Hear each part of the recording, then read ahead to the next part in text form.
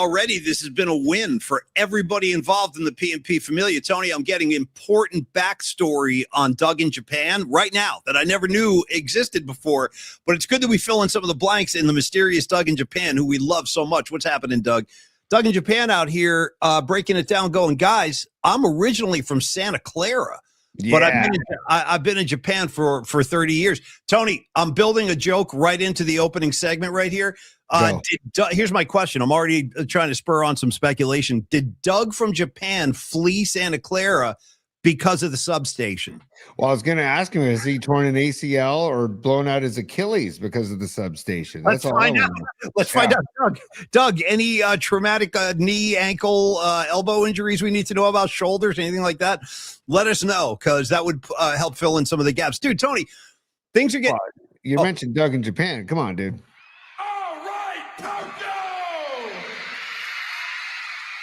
Right out of the gates. Let's go. Speaking of right out of the gates, isn't there like a Night Flight song of some kind? Yeah. Read my mind, Paulie. Read it. Come on. Yeah.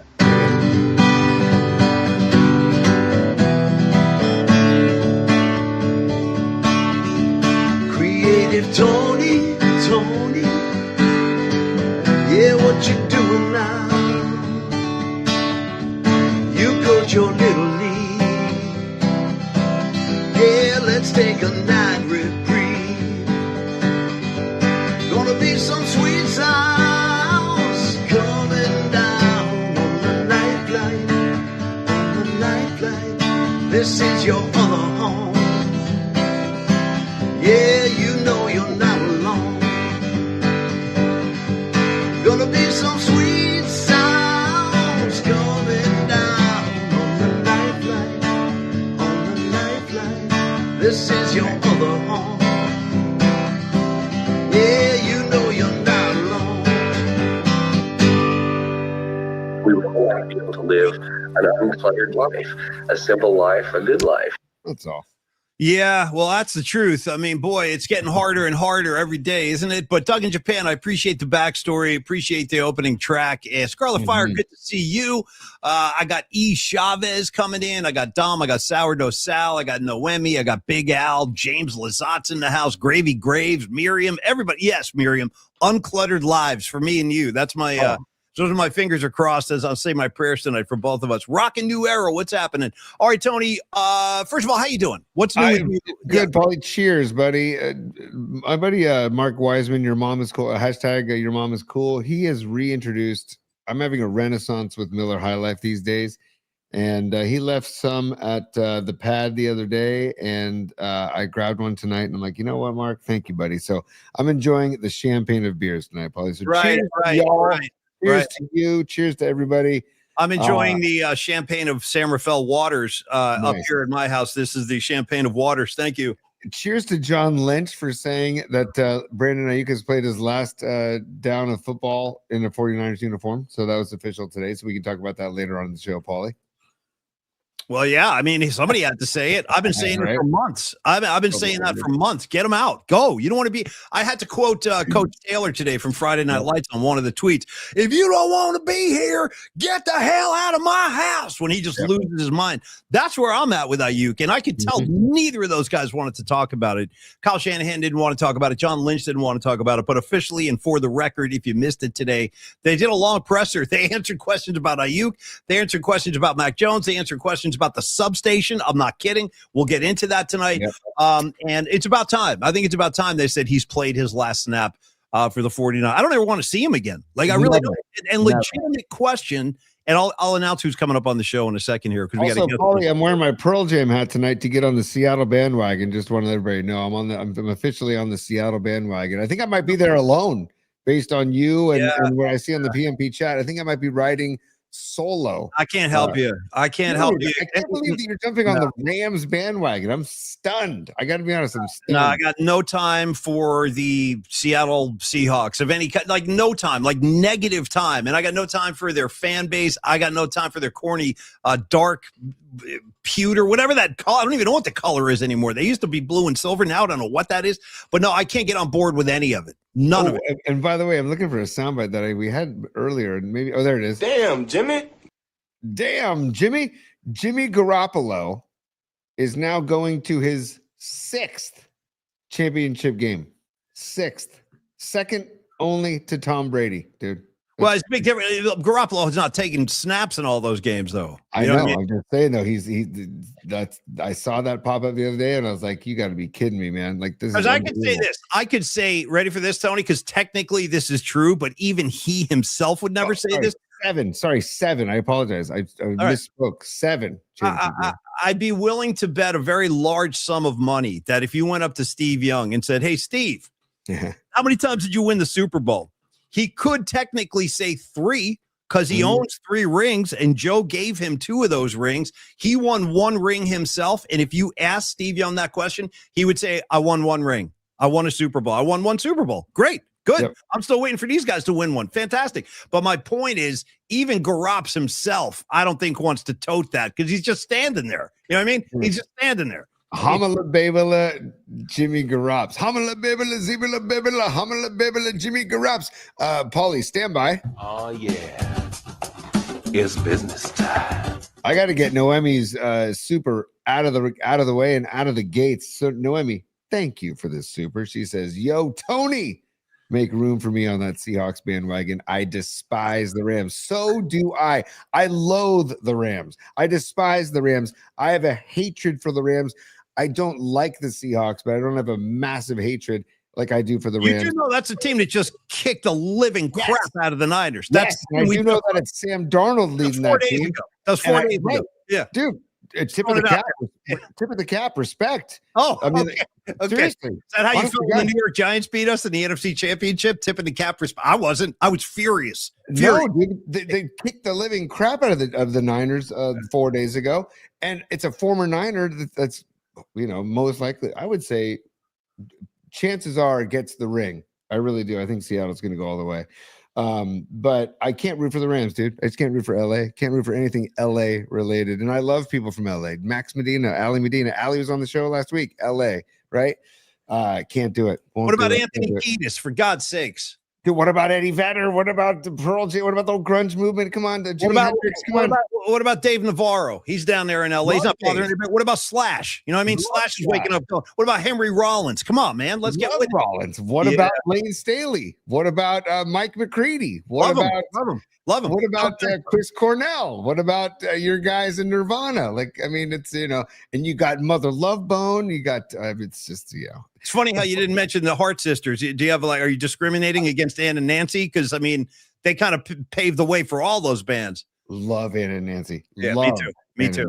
Yeah, seriously. Noemi, thank you for the super. And I'm glad you will be jumping on board. We'll be hitting the road. We'll hit the road on Friday. We'll get Stevie to Seattle by Saturday. Hey, Stevie B, let me talk to you for a second. Let me just address Stevie B, because me and Stevie B are maybe the only ones being rational right now. I saw everything you wrote, Stevie B, and I'm in lockstep with you. As soon as Noemi posted that, Stevie B goes, "No, Noemi, no."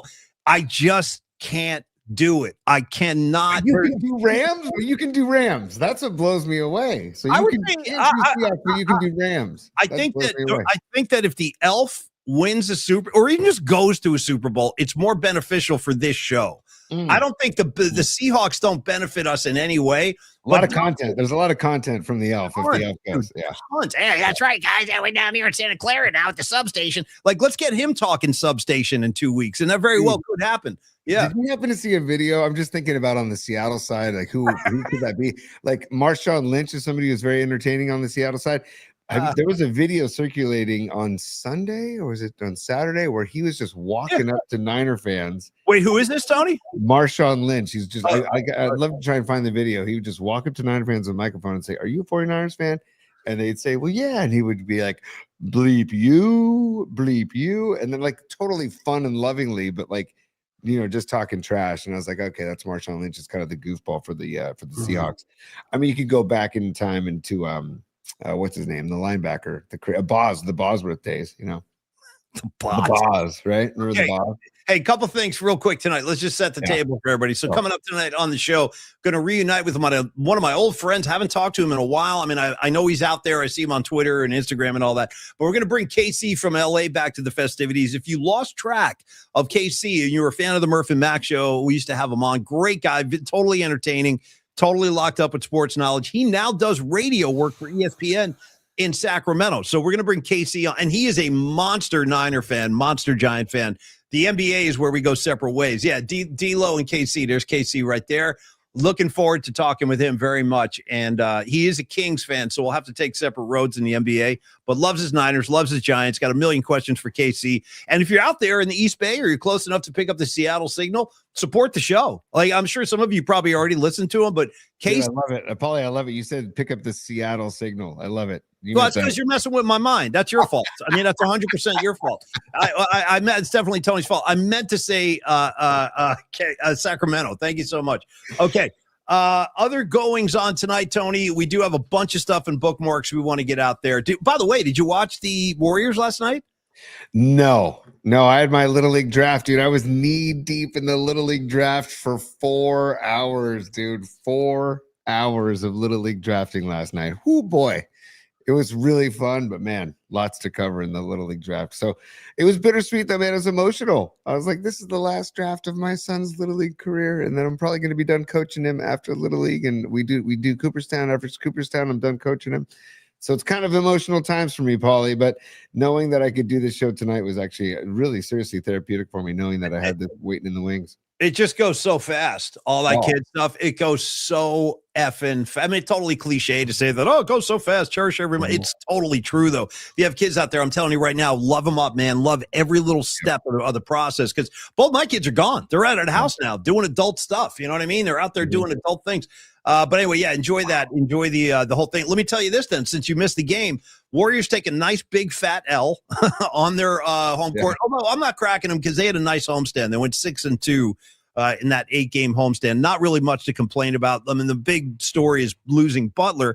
But here's the story from last night. Warriors lose, but Kuminga coming off the bench, 21 minutes, 20 points, 5 rebounds, looked pretty good. There were things, I'd love to see him tighten up his free throw shooting. I know he's not in a rhythm because he hasn't played, but significant. 20 points, 21 minutes. Tony, what do you think? Before I had Brady, like we talked about Brady fatigue last week, I'm getting JK fatigue, dude. I've had it. I've had JK fatigue for a long time. Yeah.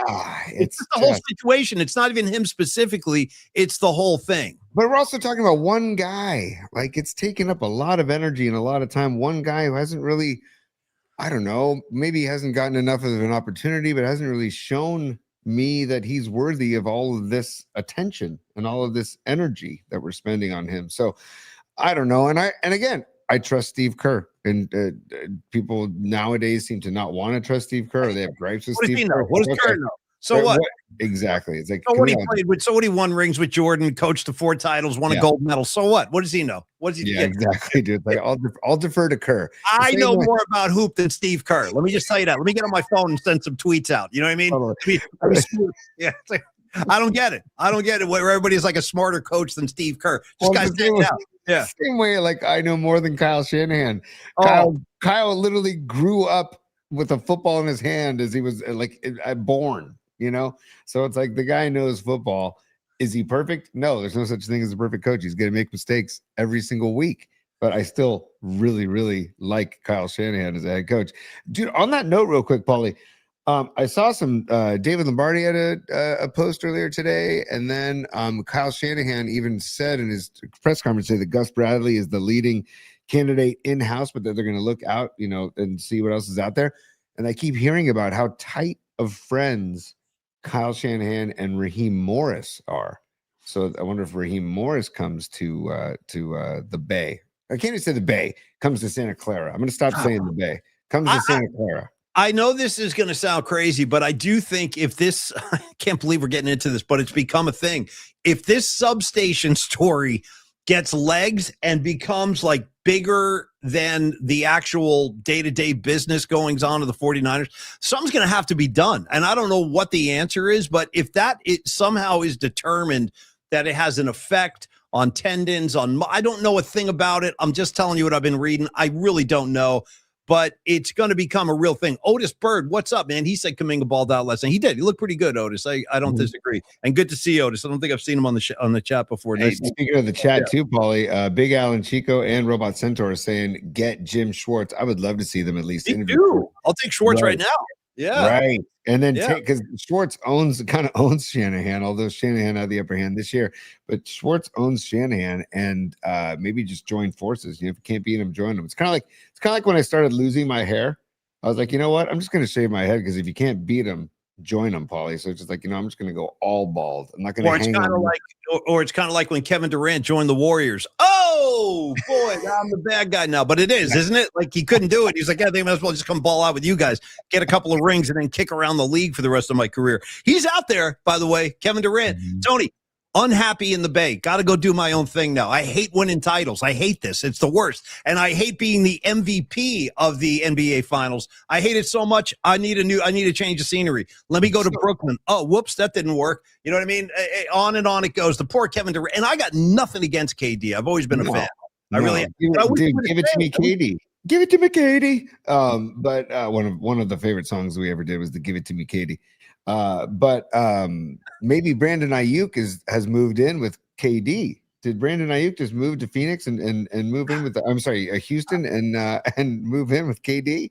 I got a serious question for you, and I'm not even kidding around about this. Yeah. If you're an NFL owner, an NFL GM, an NFL head coach for that matter, would you want to make an investment in Brandon Ayuk? Are you? If you're asking me, I'm not serious. I mean that. Yeah, yeah. I look at this and I'm saying no. Me neither. No. Like that's why I wonder, like, where does he think his next opportunity is going to come from, and why is the wide receiver position now the most diva like collection of athletes in any sport under the sun? Like, when did this happen? When did we lose the wide receivers? Like, when did they become? I don't know. We grew up with guys that were like just regular football players. Now every single one of them, or most of them, have this diva complex. AJ Brown's another name I could point to, yelling at his coach and by the way, his name's popping up now. Should the Niners look at AJ Brown? No. Yeah, no. Go ahead. No, speak to it. Go. No, I don't want AJ Brown. The he's a physical specimen and he's a damn good wide receiver, but he's also just a bad vibe. The guy is a bad vibe. Horrible. I don't want the bad vibes. That was basically the mantra of my Little League draft last night. All I want are good vibes. Yeah, I just want good kids, good families, good vibes. I don't want bad vibes wide receivers. Dude, you are in a playoff game playing for your life and you are trying to repeat as champions, as the reigning champs, and you are going to get into it with your head coach on national television and cause a ruckus, basically. And all season long, he was a problem. All season long. It's like, dude, I don't know. You got a future Hall of Fame running back and you've got a great quarterback in Jalen Hurts. Work it out, guys. We got riffs coming in fast and furious from the audience, Tony. Yeah. I got Big Al. First of all, I think you're probably right, dude. I don't know why you said this, but this made a lot of sense to me. Big Al just threw it up there. He goes, Brandon Ayuk's going to wind up on the Raiders. Perfect. Perfect. Dude, we got to get into bookmarks at some point before KC comes on, because there's topics that were kind of weaving in and out that are all in bookmarks. We can have some visual aids, Paulie. Okay, we're gonna do that. And on top of that, I don't think we should do it I don't know, maybe on the tail end. I don't know. Anyway, Tony, last night I was playing around with some herbal delish. I was up late, as I've been known to do, and I'm like writing ideas down. All my best ideas come in the middle of the night. Dom said he's like that too, Dom Peralta. But anyway, Tony, last night, Paulie, real quick, songs about midnight. I'm gonna wait until the midnight hour. One of the greatest songs ever made. I'm gonna wait till the midnight hour. One of my favorite songs ever. Can I go Garcia Band Midnight Moonlight? Totally. In the midnight, in the moonlight, in the midnight moonlight. Midnight moonlight. How about the backing vocals on those Jerry Garcia Band live? Gloria and Jackie for life. We love you both. Gloria and Jackie. Yeah. Yeah. After Midnight, dude. After Midnight. Great. Fish played that song after midnight on what was that? New Year? Was that New Year's? Yeah, well, New Year's can I take the Garcia Band version instead of Clapton? You know what I mean? And I would prefer that you take the Garcia version. I don't version. do a lot of Clapton, believe it or not. He hasn't done anything I haven't heard before. Anyway, sorry. I'm just telling you how I feel. I'll take the Garcia Band doing that one, but I'm not ready to get off of this midnight thing. I think there's more there. Yeah, there's Midnight Rider. We got Midnight Train, dude. After Escobar. Midnight, And Escobar, Midnight Train to Georgia. hold on. Gloria Jones in the car when Mark Boland's out. Look at you, Scarlet Fire. Okay. Wow. Midnight Train to Memphis from Miriam. We got Midnight. Dude, Robot Centaur, Foo Fighters, Minutes to Midnight. Yeah. I got Iron Maiden, 2 minutes to midnight. Nice, dude. How about Ray Goodman also saying Lady Midnight by Leonard Cohen? Look at the deep pull from Ray. Ray, good to see you. Exactly, dude. I'm not getting enough Ray Goodman in my daily allotment. Like, I'm not getting enough Goodman. I need more Goodman. Like a bottle of vitamins. I need more Goodman in my. Ray, let us know when the next Ray Goodman and the Soulmates gig is coming up. We'll talk about it on the show. Let us know. I got Midnight in Tokyo. Mark Gravy Graves, nice dude. I got Midnight in Tokyo is by who? Midnight in Tokyo, I forget, actually, to be honest with you. I just Midnight in Tokyo. We're getting a bunch of Midnight in Tokyos. Who is that? You guys help me out. Why am I blanking on that? I don't know. Oh, Y&T. That's right. It was Y&T. Jesus, how did we both forget that, Paulie? The Bay Area zone. Yeah, we're getting Y&T'd all. We're getting beaten up with Y&T. And I need more Ray Goodman, man, to the Black Sabbath voice. I need more Ray Goodman, man. I really do. Okay, Tony, should we do a Peralta Arts, a Longbridge Pizza, or right to bookmarks? You tell me. Let's go Peralta Arts out of the gates. Okay. Strong into bookmarks. Okay. Let's do that. Long and strong, and I'm down to get the friction on. So fellas, sorry. Fellas, give me that big butt. Okay, here we go, guys. Even white boys like to shout, "Baby got back," Paulie. It's the truth. That's the truth, dude. Rags, 100%. Rags coming strong right now, circa 1986, I would say, except Midnight Mover. If you know, you know, dude. If you don't know about Accept, you can go find out on your own time. John Joseph, guarantee you, if John Joseph's in the house, he'll tell you all about Accept. Okay. Tony, let's talk about. Dude, sorry, Paulie. I apologize, man. But Midnight Marauders, Tribe Called Quest, Joe Cool putting that in there, and Midnight Oil, Patty from Napa. Noemi saying, shout out Patsy Cline, Walking After Midnight. Damn, dude, our freaking PMP Familia has got the musical taste. It's just incredible. What about Tony, the metal god himself, Rob Halford and Judas Priest, Living After Midnight? Done. Fine. Seriously, might be my favorite Priest track. It's a great song. Yeah. Rocking till the dawn. Yeah. Dude, love until the morning. And then I'm gone. Yeah. Then I'm gone. Yeah. Hey, Halford's just telling you what's going on. That's all. Where are those lyrics nowadays, man?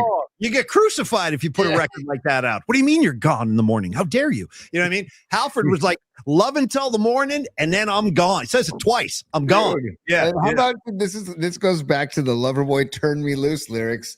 What does he say? I'm making love to whoever I please. I'm on my knees making love to whoever I please. I got to do it my way or no way at all. Says Mike Reno. Yeah. Says Mike Reno. Before you get to Don Peralta, let's do a couple more supers. Mark Gravy Graves, member, PMP Familia, PMP VIP.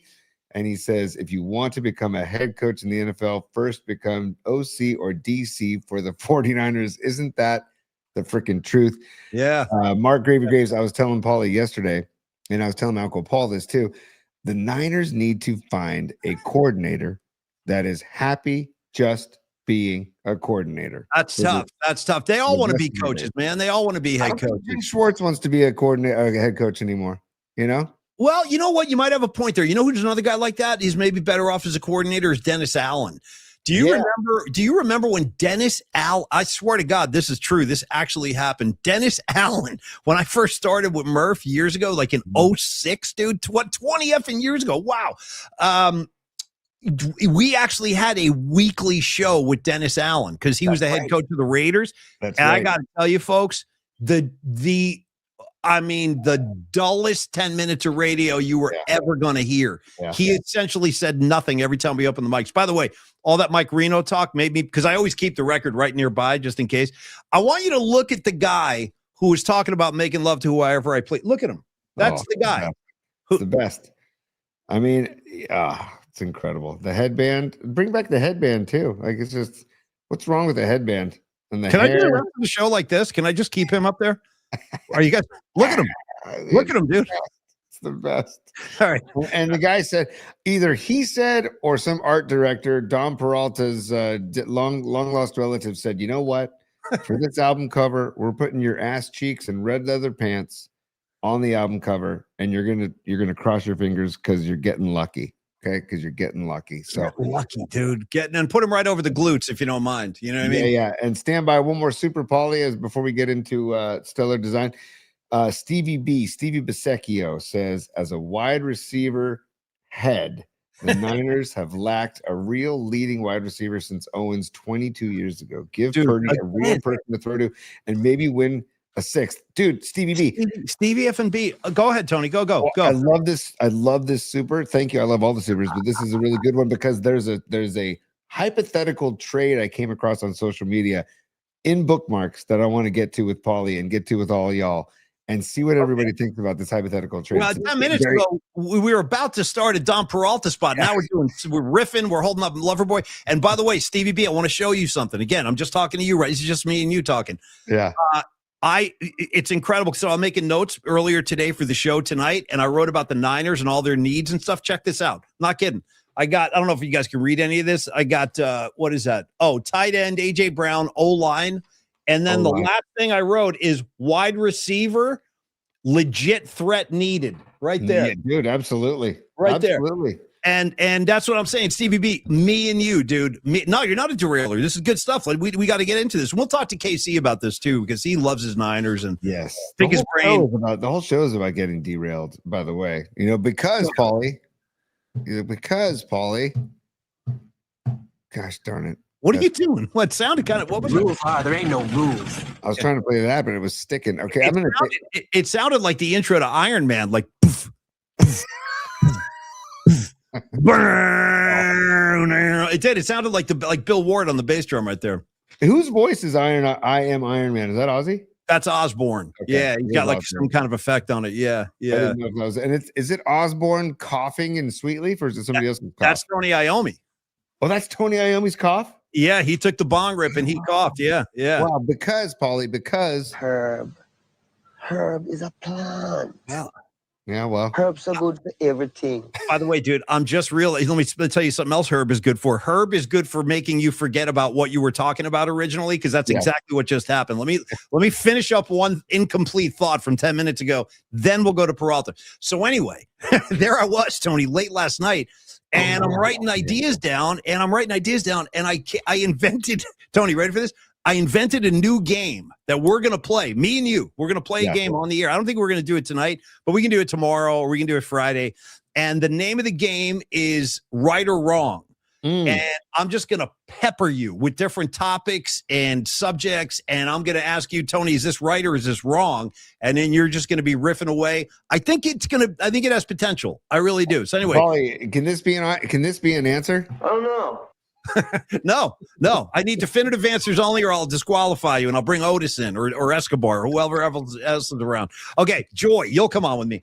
Okay, hold on, Joy, you're up in Reading. Nice. I used to go up to Mount Lassen quite a bit. Reading. Underrated. Yeah. You enjoy it up there. I bet you it's really cold up there. But Reading used to be under the radar. It's no longer under the radar. Nothing is. What's under the radar except for the dog patch, and that the clock's ticking on that right now. You know, how long before the dog patch has a new nickname like Dolo? They'll call it like the DP or something like that. You know, it'll be called Dopa. Dopa.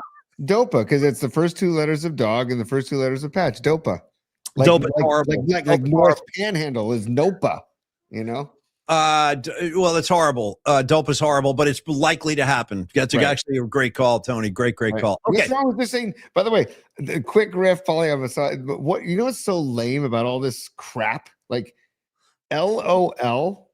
When you say LOL, when you say it, it takes the same exact amount of syllables as saying laugh out loud, right? Hey, it's so labor intensive to say Dolores Park. Oh, God, it's so strenuous. I hate doing it. By the way, Tom Stack's in the house. He's the newest member of the PMP family. Tom Stack said, he says, Tony beat me to Dopa. He was typing it out, but you got there first. What's up, Tom? Good to see you, man. Yeah, Stack did great hit with Tom Stack yesterday. If you missed it, go back to our YouTube channel at Polymax Particles. By the way, Tony, real quick, just between me and you, like before with Stevie B, now it's just me and you talking. Yeah, I'm getting a complex. I got to tell you right now, the ladies, they love Tom Stack. I'm Totally. starting to figure this out. I'm hearing, oh, Tom Stack this. Tom Stack looks so good. Oh my God, Tom Stack, he's so handsome. I've heard Tom Stack is so handsome about a dozen times since yesterday. So I'm getting a complex. I'm just throwing that out there. The ladies love Tom Stack, Tony. Be advised. LL Cool Stack. You know what I mean? Love Cool Stack. Let's go. Yeah. Yeah. LLT Stack. Scarlet Fire was on it too. Here comes Noemi. Dude, Tom Stack is definitely a looker. Here it comes, bro. You turn the ladies loose on You know Tom what it is? It's a silver fox, dude. He's a silver fox, man. Yeah. Like, you know, I got to say, I might start wearing just a silver rug so I can become a silver fox. Please do that, dude. Please do that. Oh, what do I have to do to make that? I'll wear one with you. I'll wear a wig too. Of your I've already got the salt and pepper beard, man. If we opened the show one night and you were just sitting there like straight face with a wig on, like, oh my God. And what are you thinking? Curls? Like no, I'd probably do like a la Tom Stack. I just like kind of copy him. What if I could convince you to go like later day Brady Bunch Mike Brady when he got the perm and he had like the curls? It was a pretty badass look. The tight pants, the curls. I don't know. I had a huge crush on Carol Brady as a kid, and we all did. Yeah. And then Mike, I thought was just the coolest cat around, man. I really did. And when he would wear the pants with the belt and the white shoes and like the bell bottom slacks, I'm like, look at this guy. This guy, and he's a father of 6. Like the whole story of the 3 kids coming together on each side. Shout out Brady Bunch, dude. Brady Bunch, I don't think gets enough love in the pantheon of sitcoms, but it should, dude. Yeah, like Sam the Butcher bringing Alice the meat. Stop right there. See, you got to read between the lines with all this stuff. You got to think about that first. Just think about it. Yep. Sam the Butcher's coming to deliver the meat. You know what I mean? And they're going to that back room off the kitchen. The whole thing was suspicious. Like you never went into Alice's room, maybe once the entire time of the show. But it was very mysterious back there off the kitchen. Alice would just emerge. She's all refreshed. It's like, well, where's Sam? Oh, he delivered the meat. Now he had to go back to work. Like, oh, wow. Okay. Well, geez. I'm telling you got to read between the lines. Okay, Tony, let's talk Peralta Arts. We got to save this whole piece here. Okay. Yes, go.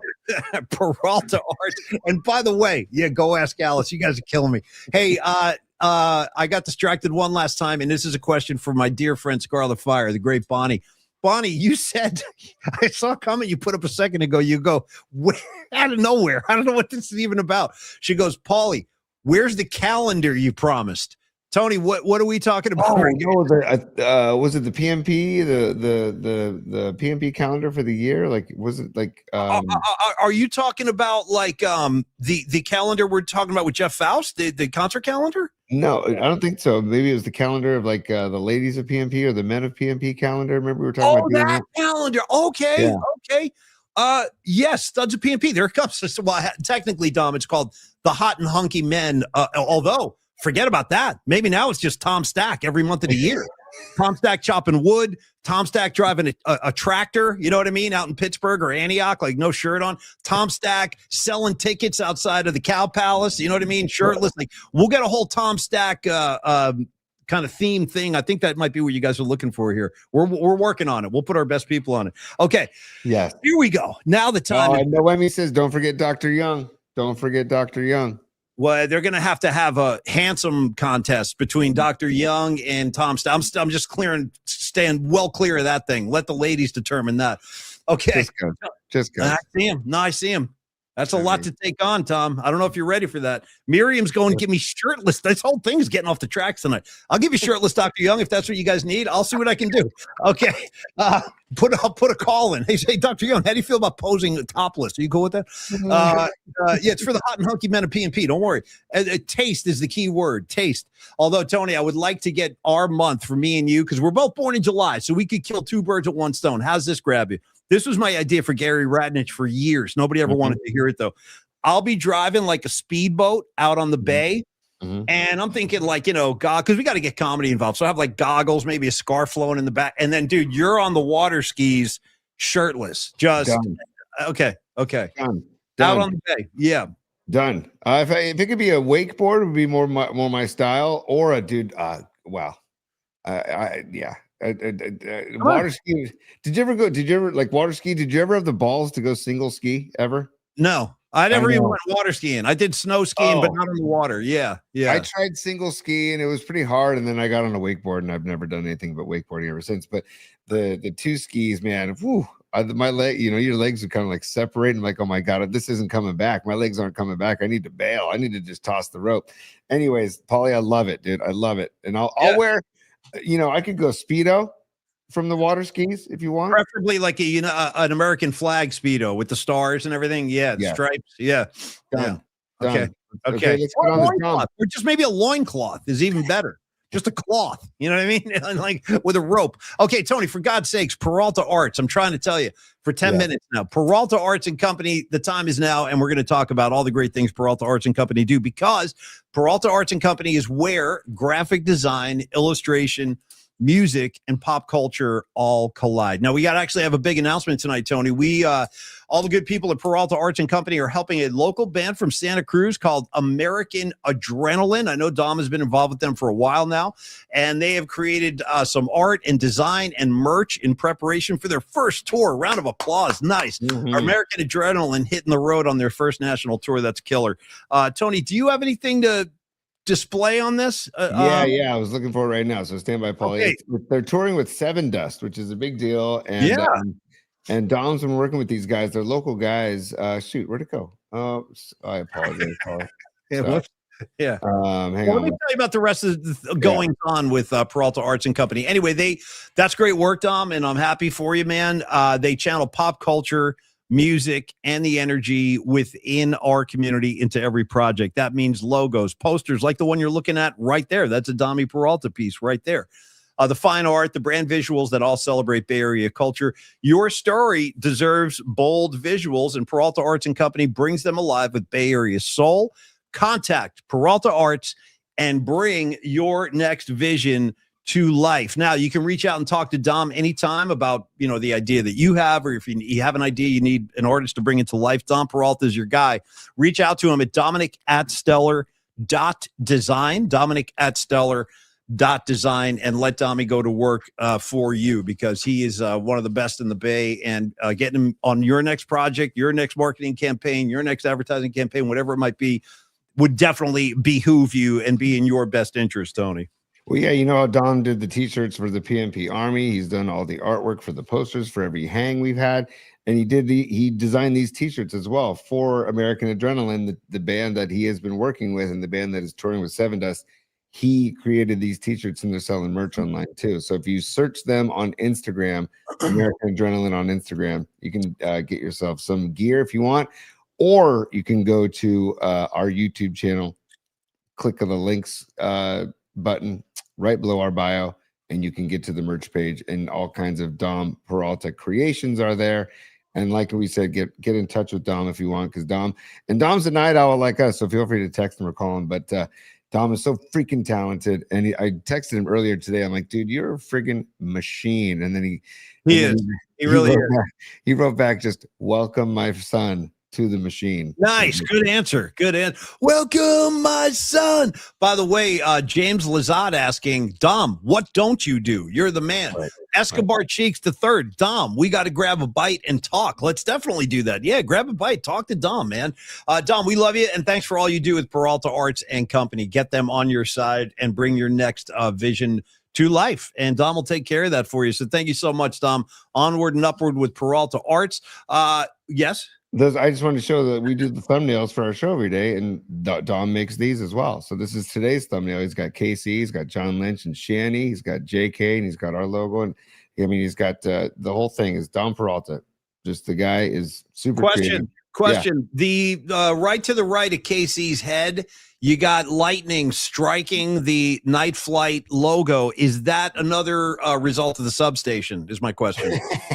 It might be just lightning shooting out of the substation. I don't know. Well, dude, if John Lynch is going to actually comment on it, which we can get to bookmarks before Casey comes on right now, let's get in there, because Casey's coming soon. So yeah, why don't we dive right in? And thank you, Dom, very much.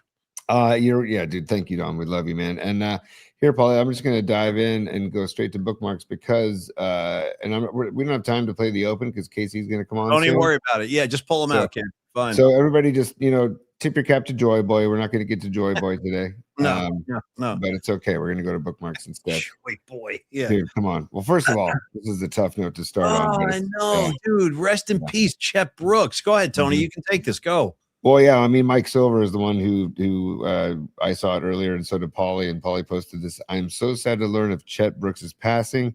Terminator X was an important player on the late 80s, early 49ers after being picked in the 11th round of the 88 draft.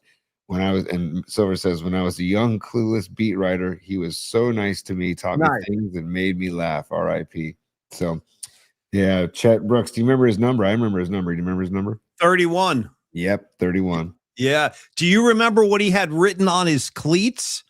Ooh, in white, because he had white tape on his cleats, and they showed it a few times on his cleats. And Tom Rathman had the same phrase. I think they were part of this. They were part of the special teams group, and they called themselves. And this is what was on Chet Brooks's shoe: Bruise Crew. Dude, Bruise Crew. Do you remember that? I do, man. Oh my God. Wow, I totally forgot about that. But yeah, I remember it now. Jesus. Yeah, Bruise Crew. Yep. Dude, like he's one of those names that you don't think about often, but when you remember him, like, man, he was a core part of those teams, man. He could lay some hat, dude. He could lay some freaking hat. No question. He was under the tutelage of Ronnie Lott. Like he was on the team when Ronnie was still there. So yeah, I mean, Ronnie set the tone for all those guys. So yeah, rest in peace, Chet Brooks. I was really sorry to see that. We all liked him very much. He was a good Niner, Super Bowl champion too. Rest in peace. Totally, Chet Brooks. Rest in peace, brother. So here we go. This is here we go, dude. Here we go. Yep. I mean, let's just dive in. Yeah. And hang on one second. We get the look on John Lynch's face. He doesn't look psyched to be talking about this. I think that that's the thing is I don't think they're too stoked to be talking about this. No. Forgive me. I have a question about the electrical substation. Well, dude, what an intro, by the way. Look at Lynch now. I know he's like, here, look at Shanny, dude. Shanny wants no part of this, man. None. Shanny has lost his entire filter, dude. Well, good. He's dealt with enough. He's gone through enough, this poor bastard. Right. We got to get a ring on his finger before it's too late. You know what I mean? We got to get a ring on Shanny's hand. All right, go ahead, T. I mean, I assume you guys think there's nothing to that, but you do have guys in your locker room who aren't sure. Based on some stories, there are people in the league who aren't sure, and maybe it's a consideration if they want to come to the Niners. I mean, it kind of seems ridiculous, but is that something that you have to, like, I don't know, study, but or at least address in the locker room, address in some way? Because right now, even though I don't know, but it seems like it could be easily. Dude, is this Ralph Barbieri asking the question? He's been talking for a good 2-3 minutes. Yeah, both of them just waiting. Yeah. Wow, dude, land the plane, brother. Yeah. But there's a feeling, at least in the locker room around the league, that maybe there's something to it. Yeah, what I would tell you, Eric, because it deals with allegedly, the health and safety of our players, I think you have to look into everything, and so. Our guys we've been reaching out to anyone and everyone to see, does a study exist other than a guy sticking an apparatus underneath a fence and coming up with a number that I have no idea what that means. That's what we know exists. We've heard that debunked.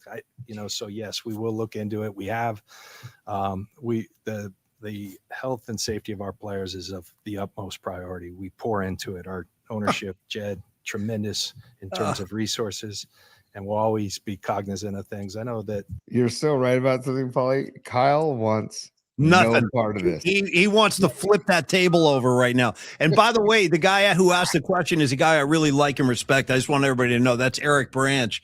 And he's a veteran too. But you're right, the question went on for a very long time. But Shanahan, you notice, hasn't said a word. He's furious. Shanahan wants to crush that cup of coffee like it's a Rondo the Thirst Crusher. Remember Rondo the Thirst Crusher? You're 100%. I remember Rondo. Bring it back. Bring back the Thirst Crusher. I'll drink some Rondo, man. I'll drink some Rondo right now. You bring it back. I'm all over it, dude. Bring me some Rondo. So basically, you guys get the gist. They're actually addressing it. So it's definitely a topic of conversation. So that's really interesting, man. So keep going. Chase Senior is the guy who kind of the first person I saw even bring this up months ago, this whole idea. Okay. So John Lynch on the electrical substation being next to the 49ers practice field.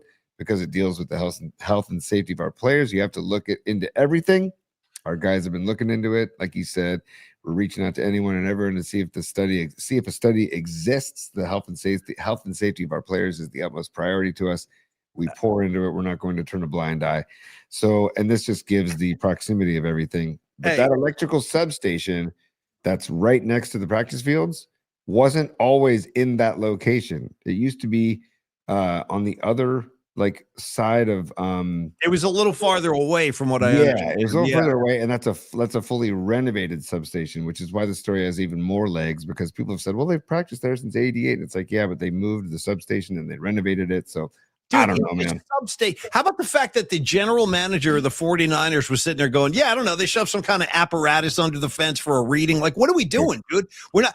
Is there any more evidence that you need to define or just to spell out the idea that the Niners don't belong in Santa Clara? They just don't.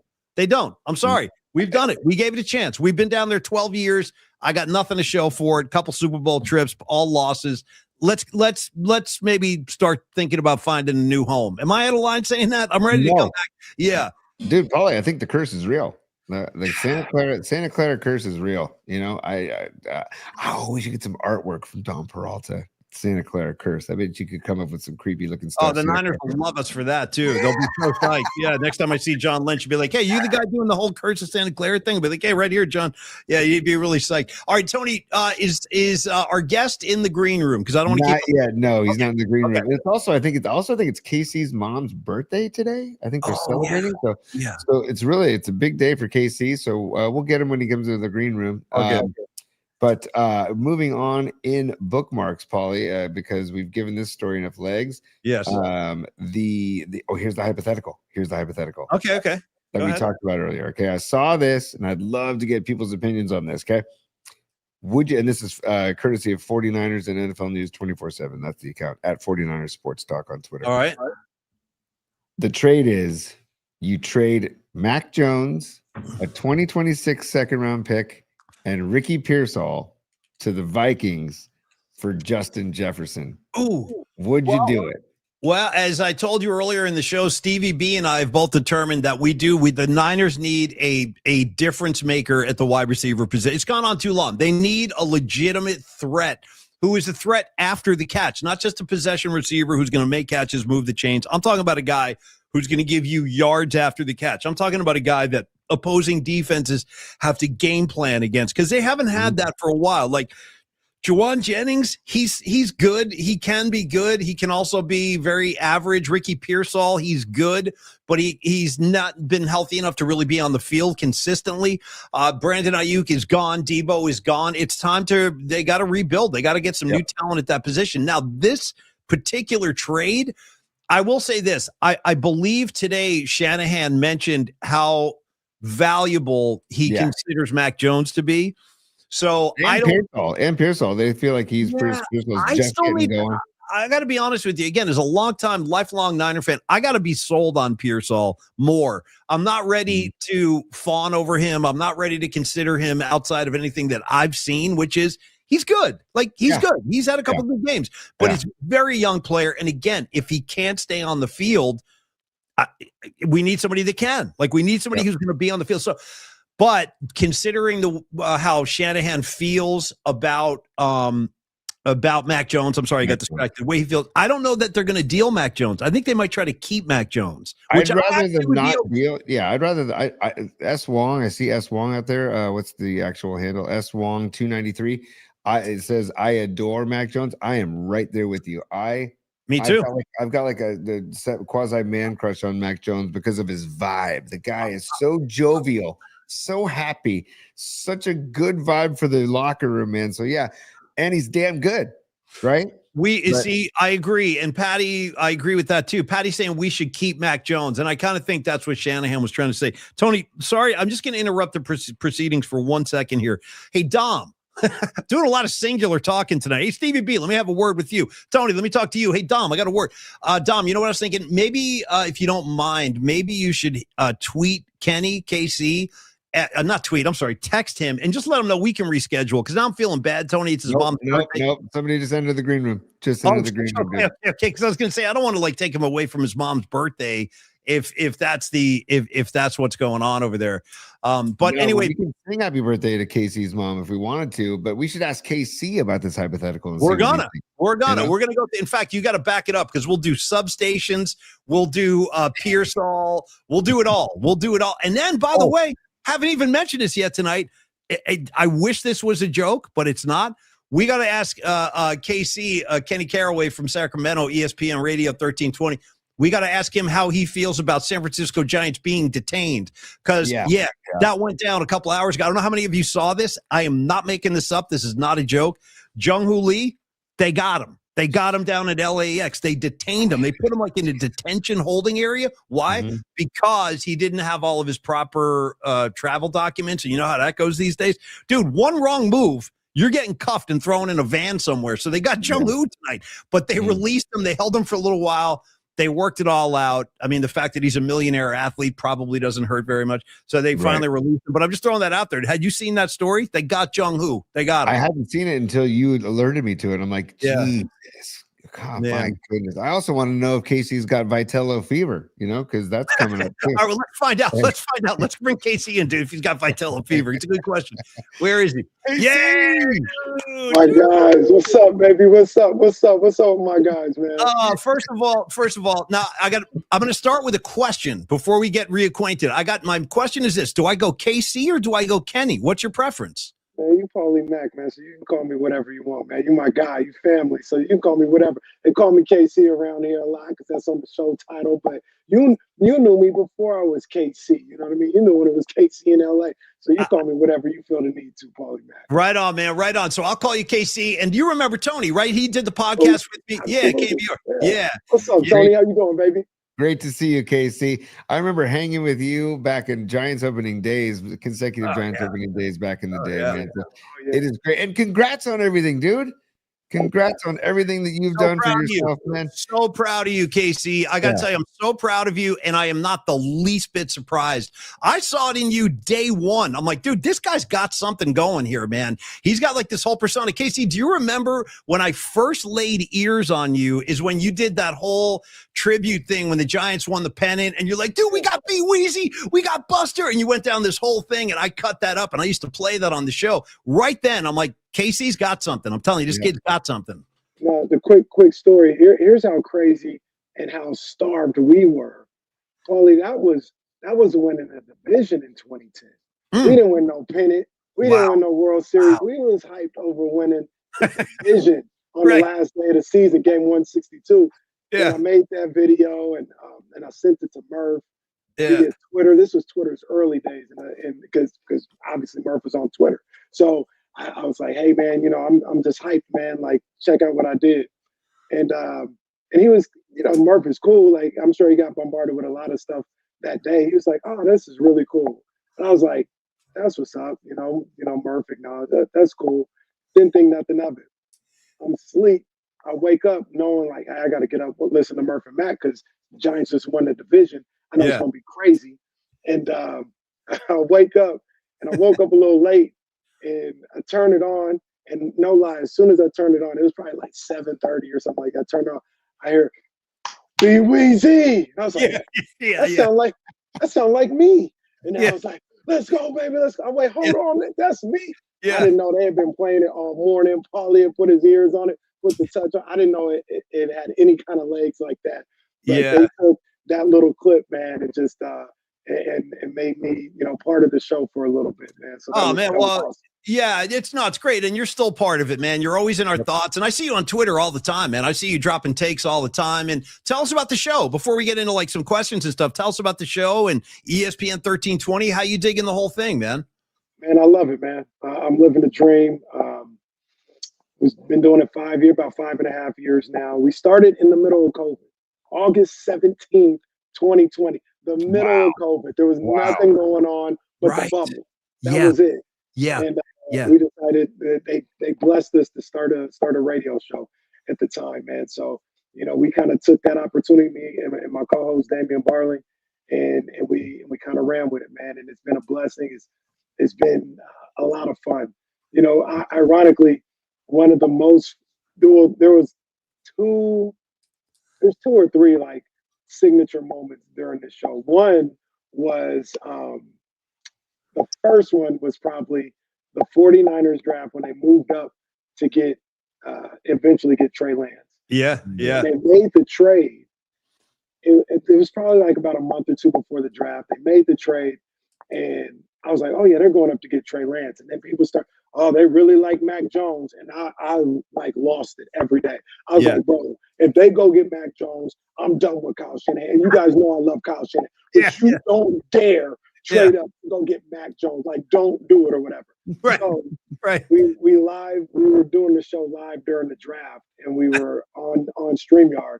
And we had a good, that whole day was just a whirlwind. So we had a nice little audience, but we saw the numbers of the stream go from like 500 people watching to like 1,100 people watching on the stream when the Niners were on the clock. Yeah. Not because they really cared about the Niners. They just wanted to see me lose it if they actually took Mac Jones. Like, that's all they wanted to do. They wanted to see me go crazy, and then they get Trey Lance, and everybody's happy. But that was like one of the signature moments. And then the 3 weeks, it was crazy. It felt like 3 years. It was such a long time. The 3 weeks of that Warriors Kings series. Oh, yeah. Right. Yeah. Insane.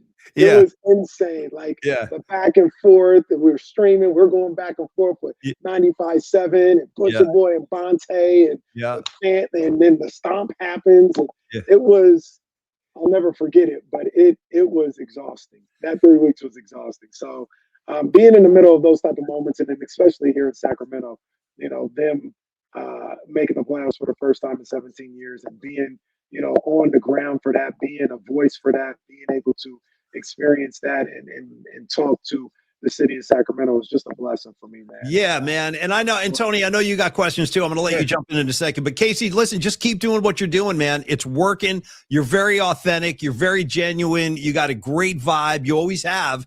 And people pick up on that, man. I learned that in my 20 years at KMBR. Like, people connect and relate to authenticity. So just continue to be yourself, you know, stay with the things that got you there. You're going to be fine. You're going to have a long career. Now, you know, it's funny, Casey, you started by saying tonight, you're like, dude, that's how starved we were for success as Giant fans. Bro, I got to tell you, Casey, I'm getting pretty hungry again over here. I'm borderline starving right now as a Niner and Giants fan. I'm not going to lie. No, 100%. I had the comments, not this past postseason, but the one before. Because, you know, 3 championships, never thought I'd see one. That'll last you for a little bit. You know what I mean? It'll be like, okay, I'm good. But I think, like I said, not this past postseason. The one before, I was on air and I said, all right, I'm ready. I'm ready. I need to get back there. I need to get back to that postseason. I need to feel that energy again. And I'm ready for it. I was actually at Game 5, 2021, 22, whatever the Dodger series was. I was there, and it was electric in Oracle Park now. But I said, nah, I need more of that. I need to get back to that. I need them playoff vibes again. And I'm actually pretty pissed off what's going on in baseball with the Dodgers just winning World Series after World Series. This is getting ridiculous. Yeah. Go ahead, Tom. Yeah. No, KC, man, don't get me started on the whole Dodger thing, dude, because they're ruining baseball. It's just ruining baseball. And I keep hearing people saying, oh, they're not doing anything illegal. Technically, they're not. So change the freaking rules. Change it up, man. Get a salary cap. Get it. So I'll wait to get upset about the Dodgers come March, maybe. Real quick, I want to. Salary cap's got to come. The salary cap's got to happen. And I know a lot of people out here, because they're familiar with the A's and everything, they're like, well, no, it's not that. It's that these owners don't spend. Like, they're billionaires and they don't spend. And I get that. I think there should be a floor and a cap. But there's got to be a cap because think about it this way in basketball. You guys see it with Laker, and I'll go a step further, Steve Ballmer. Yeah. It doesn't matter how much money you have. You don't have as much as him. So if he wants to go above and beyond to get a player, he's gonna go do it. It don't matter if I'm John Fisher and I'm finally assigned to spend. I don't have his money, and the Dodgers have that Guggenheim money. That's crazy money. That is crazy money, and you can't outspend them. Even if the Pirates or anybody decides they want to challenge them for a year or two, you can't. They have endless money. You have to put a cap on this. Casey, their luxury tax that they're going to pay this year is more than some teams' payrolls, which is just. And that's before they skirted around the Ohtani contract. They ain't even really paying that.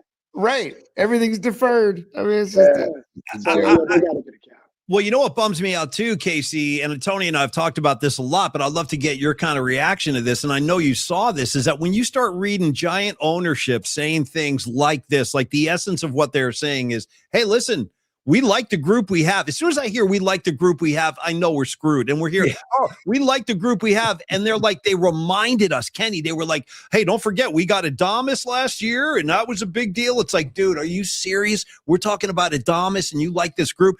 That tells me these guys don't want to spend, or they really don't have any intention on spending. And that just means another kind of season of, you know, being like in the mix, but not being that relevant. And that bums me out. Now, those guys kind of piss me off. I'm not even going to lie. They kind of piss me off, and I'm going to tell you why. Because if I'm talking about the A's or I'm talking about the Pirates or talking about anything, like, yeah, okay, like I get it. Like, you're a billionaire, but it's different because you own the A's, or it's different because you're the Pittsburgh Pirates. This is San Francisco Giants.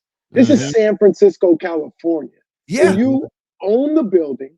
You've already paid it off. Yeah. Everything that you get from the building, from the fries, the garlic fries, and the souvenirs and all that, it's all coming to you. I saw something the other day. The Golden State Warriors are the second highest evaluated team in all of sports, right behind the Cowboys. Yeah. Right? They're number two, like the Cowboys and then the Warriors. Yep. Part of that has to do with the fact that there is a building in San Francisco, California that they own. So that's why they can make so much money. San Francisco Giants, you have a stadium in San Francisco, California that you own. You are printing money. Yep. I don't want to hear from you guys. Now, that's where I'll stop that. Hey, there needs to be a cap. From you guys in San Francisco, not you two, obviously, but the San Francisco Giants, I don't want to hear that I can't compete financially with these guys. That's what I don't want to hear from them. And they become a real estate company while they're at it, too. That whole What did they do? Don't they own that stuff behind McCovey Cove? Yes. Dude, not only that, I don't know if you saw this about 2 months ago. I'm not making this up. I swear to God. They just bought a theater in the city. They just bought the Koran Theater. So they're going to bring back, so now they'll be like, yeah, we got Fan of the Opera coming. We got Evita. You know what I mean? We got Cats. I'm like, listen, unless Evita's hitting cleanup, like driving in runs, I don't care. I don't care, you know? Hey, what's Evita's war? I don't, that's all. Yeah, dude, totally.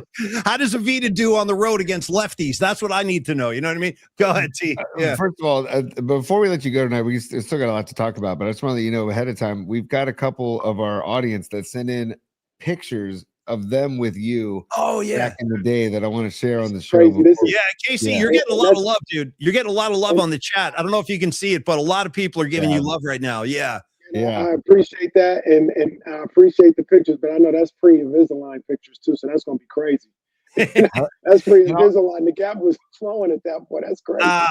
No, it's all good, man. Go ahead, T. Oh, also, and it says on the bottom of the screen too, but D'Lo and Casey weekdays noon to 4 on ESPN 1320 in Sacramento. 100%. Also, at King KC_916 on Twitter if you want to follow him on social media. Great follow on social media. Great stuff you put on there. On that note, before we dive into, I got a Niners question for you, Casey. Okay. During the Kings run, you were posting the funny ass video. You were going nuts. Kenny was going nuts during that whole thing. It was the video that you posted after most wins, where you're just sitting with a bottle of something in front of you.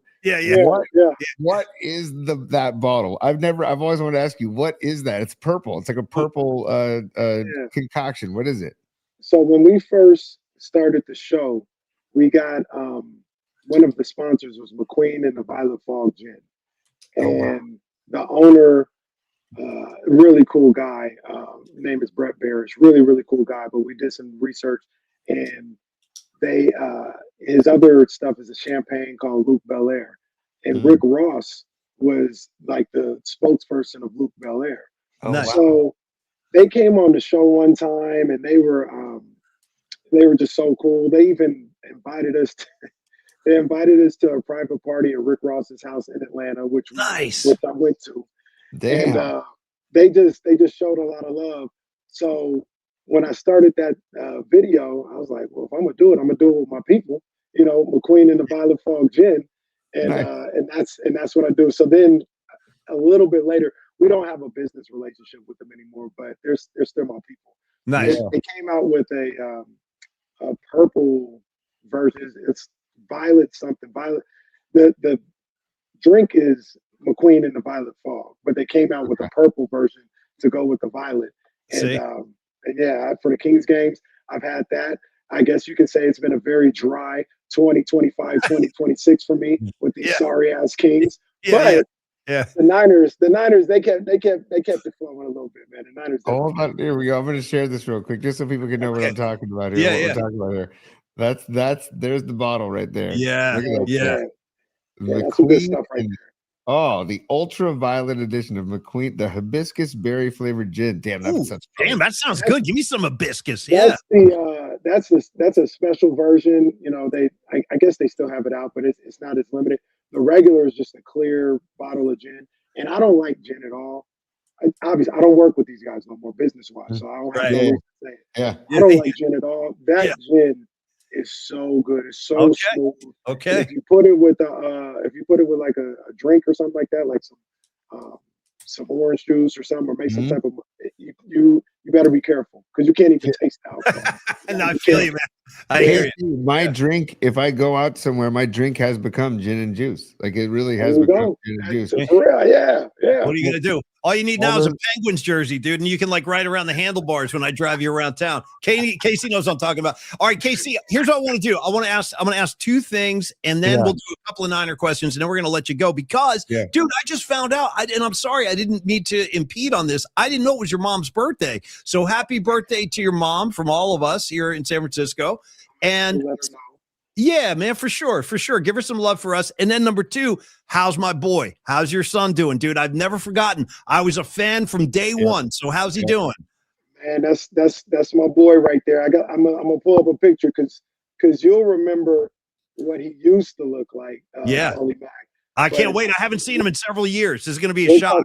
We're talking about a 13-year-old now. I gotta find a good picture so you can see him. Okay. While you're looking for that, I'll show this real quick. This is our listener, our viewer, member of our audience, Corinne, and she sent this picture in from back in the day. Wait till you see this, man. Oh, man. Wait till you see this. Let me see here. Oh man, that's Reese. Look at that photo. Dude, Reese, I tell you what, you know what's so funny, Casey? When I first met Reese, I was over there hanging out with him, and then I walked back to do the show, and I don't know if you remember this, but Casey pulled me aside and he goes, Paulie, I don't know what you're doing over here, but I'm going to start calling you the baby whisperer because Reese doesn't talk to anybody. And he was like, but me and Reese hit it off like right away. Like we just had a bond. So do you remember that whole thing? You were like, dude, he doesn't talk to anybody. Yeah. Absolutely. Now Reese he didn't really mess with nobody. He was a quiet baby. Like, he didn't mess with anybody. But once Paulie Mack started talking, he was locked in. Yeah. He was locked in. It was the zen of Paulie Mack that got him going. I'm gonna put this on the screen, see if you can see it, but that's the focus is kind of off when I do it. Let me see if I get a little closer, get my focus right. Let's see. There yeah. Oh, yeah, nice, dude. Wow, he's getting big, too. How old is he? 13? 13 years old, man. 13. Damn. 13. And what's his sport, Casey? What's his main sport, his big passion? I mean, I think he's a pretty good baseball player. He's a really good baseball player, and he likes baseball a lot. I think he really, it's like anything with the teenagers nowadays. They love the culture of basketball. So he's hoping he's got his first middle school game tomorrow. So he'll be hyped for that. But I think if you ask him, he says he likes them both equally. I think he likes basketball a little bit more, but I think he's a little bit better baseball player. Well, thanks for the update, dude. Great to see him, and great to see him growing up like that. That's so crazy. He'll be taller than you in a couple of years, man. Get ready for that. That's a trip. My kids are bigger than me. It's nuts, dude. Both my kids are taller than me. It's crazy. That's crazy. Yeah, I tell them all the time. Though, I still take them in the post. That's nothing. Oh yeah. I'll take them in the post. That's Yeah. nothing. Hell yeah. Hell yeah, man. All right. So, Casey, we want to hit you with a few Niner questions. Tony, I'm going to let you go first. And I tell you the truth, Casey, I'm still recovering from last week. Like, that was such a brute. And maybe I was delusional, man. I expected a lot more. I thought the Niners had a shot to go up there and win that damn game. I might have been a little delusional, but at the very, very least, I expected more of a competitive ball game. It was really frustrating. I got a question for Casey. Casey, this has been something we've been tossing around on the show, and maybe you have no interest in Sunday's NFC Championship game, but if you do have interest, who are you pulling for? Yeah, Seattle, no, it's a good question. It's a good question. LA? And then we can, Paulie and I can reveal after the fact, but I want to know who you're pulling for, Seattle or LA. So I'm gonna tell you like this. I think you guys are a little old school. You're a little old school. I think you're gonna understand my answer. I think you probably even went the same way. But in the middle, in that 2010s, it was heated. It was heated with Seattle and San Francisco. Yeah. It was heated. Paulie, Tony, both of you guys were in the belly of the beast. You know, that 2011, 2012, 2013. That was some heated stuff right there. Yep. And I don't like Seattle. You know, I don't give a damn about them. I want to. Well, yes, I hope they lose and I hope they burn in hell. Yes, I do hope that. Yeah, dude, totally. Yes. But there's something about those Rams that really pissed me off. Okay. And see, and I say that because I wouldn't really. I was alive, but I wasn't in the belly of the beast when the Jim Everett and all that other. And I know it was heated back then. I know. Then they went to St. Louis and it wasn't the same. Right. But there's something about the LA Rams that I think I disdain a little bit more than the Seattle Seahawks. Yeah. I don't know what it is. I don't know. Maybe it was just like Pete, Russ, and Richard Sherman, who's my boy now. I love Richard Sherman. Yeah. But maybe it was those three that really made me hate it, as opposed to the Seahawks as a franchise. They're kind of nondescript when it comes to Niner history. But the Rams, they got the old school. We used to hate them, and they left. And we didn't really like them in St. Louis either, but they left. But then they came back, and it was just something about being the LA Rams again that just pissed me off. So that's a long-winded way of saying, if I have to choose one of them, I'll go with the Seahawks. I do not want the Rams to win another time. Yeah, it's an awful choice. It's an awful choice that we're forced to make, man. Forced to make. So I'm with you, KC, and Paulie's on the LA side. But real quick, before Paulie takes it back over, is there a specific need that you think is numero uno for the Niners in the offseason? What would be your specific need that they need to address first and foremost? They got to go get a number one top flight playmaker. On the offensive end. Mm-hmm. The standard right now, I'm a big believer in when you're building a team and you're trying to win a championship, you take care of the division first. You have to take care of the division. You have to build your team to take care of the division if you don't already have that. Like, you know, back in the mid 90s, you already had the division on lock, so you could build your team to beat the Cowboys. That's what you was trying to do. We don't have the division on lock right now. And the standard, as much as I hate to say it, the standard is how do you beat Seattle's defense? How do you do that? That is what you have to build this team for in the offseason.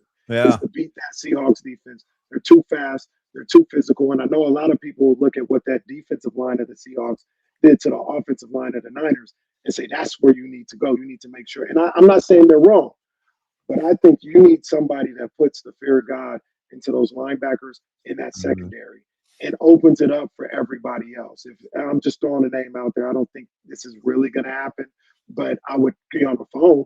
I'd be talking if I was John Lynch. But if you found a way to get a Justin Jefferson, get a guy like that out of Minnesota and say, Justin, they're going to have the game plan for you. Now, Ricky, if you're healthy, you can do what you do. George, if you're back, you can do what you do. Juwan, if you stay, you can do what you do. But when you got guys like Bourne, and bless their heart, because I love them, Bourne, Jennings, and Demarcus Robinson, that's easy work for Seattle. It is. Yeah. No, you need a bona fide playmaker. You know, we were toying around. Sorry, probably real quick. We were tossing around before you came on, Casey, about the hypothetical trade of Mac Jones, a 2026 second rounder, and Ricky Pearsall for Justin Jefferson. Would you do that trade? And I don't know if I would because I love Mac Jones and Pearsall. We might need Mac Jones. We might need him, dude. He won us a bunch of ball games this year. Like that was kind of a godsend. If Mac Jones didn't step in and play as well as he did, the Niners easily could have missed the playoffs. Like we were lucky that we had a good, solid backup when Brock went down. And that's the other thing, Casey. There's to me, and I totally agree with your wide receiver thing. We do. We need a difference maker, a playmaker, a legitimate threat at wide receiver. And then, like you said, the other guys will get theirs, but we need like a lead horse again. But here's my Niner question. And then we got some questions from the audience, so we can wrap it up with that. But what do you think is a bigger issue right now? And I don't know if I can determine because I think they're both serious problems. Is it more important to you that we add talent at the pass rushing need, or is it more important that we beef up the offensive line? Because I think that both hurt us this year. We could not get to the quarterback, and you're really not going to beat anybody in the long run if you can't apply pressure to the quarterback, especially in the playoffs. And we struggle with that all year.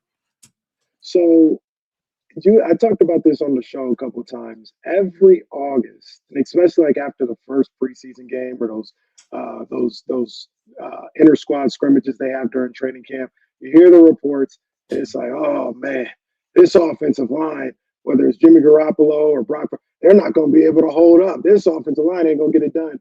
And as the season goes along, every year, once we get into December and all that stuff, nobody talks about the offensive line no more. When they're marching through the playoffs and getting to the NFC Championship game, they don't hear about him. I put a lot of that and give a lot of that credit to Kyle Shanahan because I believe the offensive line play under him gets better as the season goes along. So you see them in August. It's not going to be the same as what you see in December.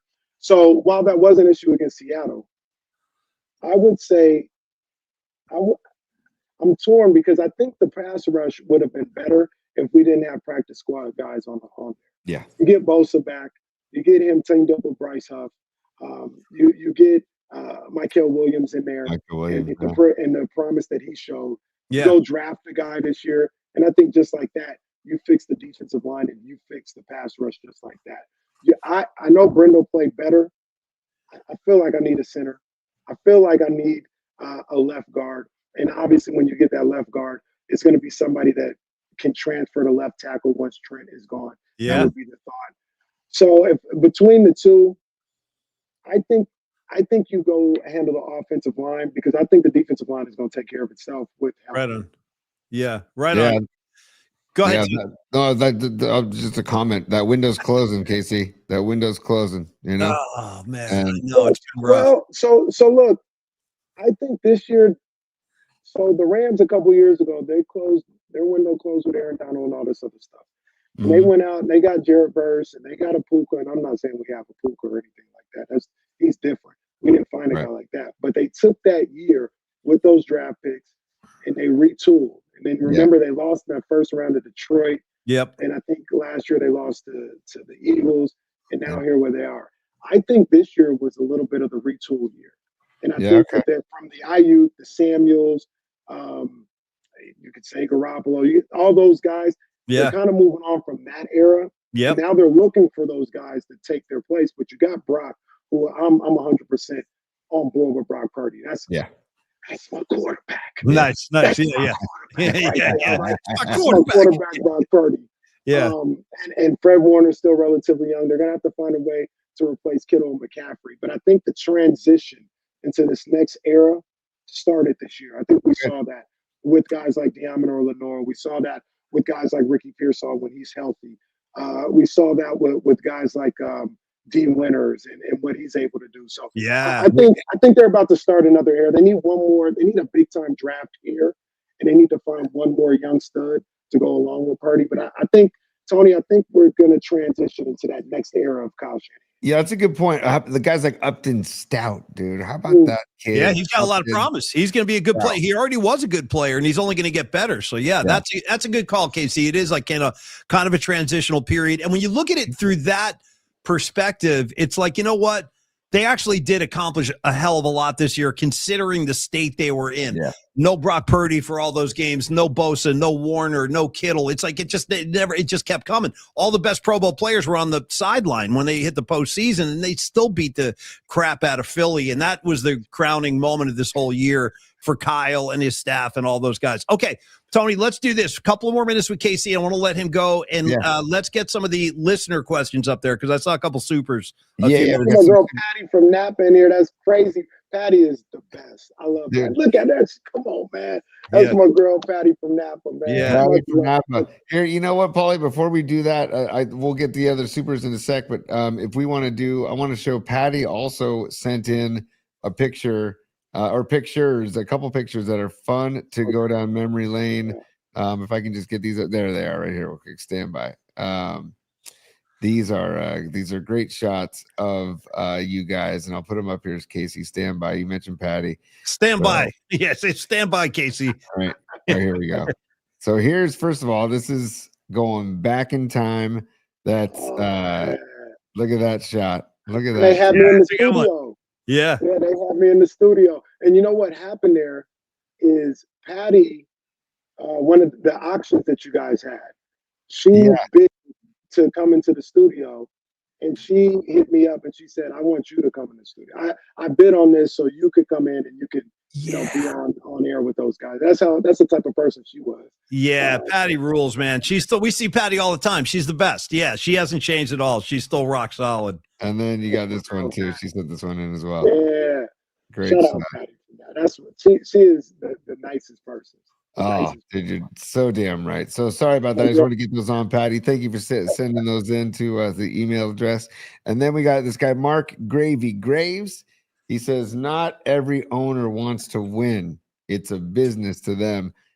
And then that leads Marky Graves, thank you for the super. That leads to Chutch916, who says, KC, he wants your comments on. I was joking around before we brought you on saying if you had Vitello fever. Tony, he wants your comments on the Tony Vitello era beginning this spring. Well, yeah, I mean, I like him. I like what I see. But you know, I mean, what's he? Is he hitting in the 5-hole? You know, is he hitting in the 2-hole? I need players. I need players. Yeah. Rafael Devers, I think they got some players. I do think they have some players. They need to figure out what they're doing at second base. They got to figure out what they're going to do as far as I'm old school. You guys know I'm old school. I want a true league guy. I want a true table setter out there. I don't even want Devers batting second the way they had him batting second earlier. But I need Devers, my boy Adames, who I really like Adames. I like my boy Julio Ramos. I know he's under fire here and there, but I like him. Yeah. I want those guys to be what they're meant to be. And that's guys that bring guys home. You got to get people on base for these guys. Yeah. So, I like Vitello. I like the vibes, but I need a player. Good answer. That's good answer. What's my guy's name that played at Tennessee, though? I like his energy that was going crazy last year. The young kid. Yeah. What? Oh, crap. What is his name? Help us out. I know exactly. The kid who was on the rail every night going nuts. Yeah. I like his energy. I like the way he plays. And he played at Tennessee, and he has one of the great college baseball moments in recent memory when he hit that grand slam in the College World Series. It just it took him about 2 minutes to get the second. Drew Gilbert, Casey. Drew Gilbert. Yeah. I love that energy. And then they got the young boy from Mississippi State. I want to see him get called up at some point. The young brother who I saw him in the College World Series, I think 2 years ago. He's in the Giants drafted him. He's in the system. I want to see what he's got. But I need players. Yeah, man. And I need another starter. Give me another starter. Can he throw every fifth day? Can he throw every fifth day? That's what I need to know. All I know, Casey, is what you talked earlier in the show tonight about, like how glorious the run was with the 3 World Series and all that. And dude, I always think that whole thing was built and predicated on great pitching and defense. Like we were scratching runs across the plate. We weren't an explosive offensive team, but we had the arms, man. We had the rotation and we had the pen. And most teams that they faced when they got to the postseason, they couldn't handle that because we had so much depth. So I'm with you on that big time, dude. Give me an arm. Give me a reliable arm that's going to go out there and give me quality starts and help us, help us find the playoffs again. I'm with you on that 1,000,000%. The one thing I'll say is at least we don't have the nerds running baseball anymore. Farhan, I swear, look, I need an investigation.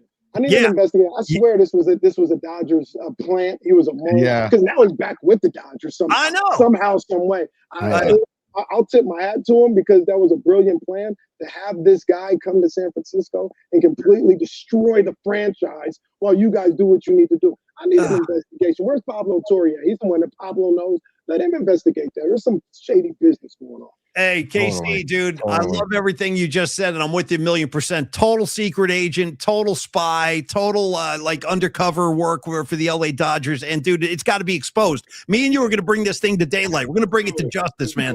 All right, hey, KC, listen, I love you so much. I'm so glad to see you. Tony, get your final shots in here because we're going to let KC go. I'm just saying one last super KC from our man Dom Peralta. Come on, man. Shout out Dom. Yeah, Dom's the best. He says, thank you for joining PMP, KC. And that's from everybody in the PMP. Yeah, round of applause for KC, dude. Just great to see your face. Great to hear your voice. Keep doing what you're doing. That's all you need to do. Keep going. Look, the only thing I ask from you guys is like, please get me on here again, man. Come on, man. Talking with my guys, man. Like, anytime, let me know. I know my schedule is crazy, and you guys made some arrangements to make sure it happened, and I appreciate that. But man, anytime you guys need, anytime you want to talk Niners, Giants, we talk some hoop, we talk whatever you want to, man. Yep. Awesome. Just let me know, man. I'm 100% down.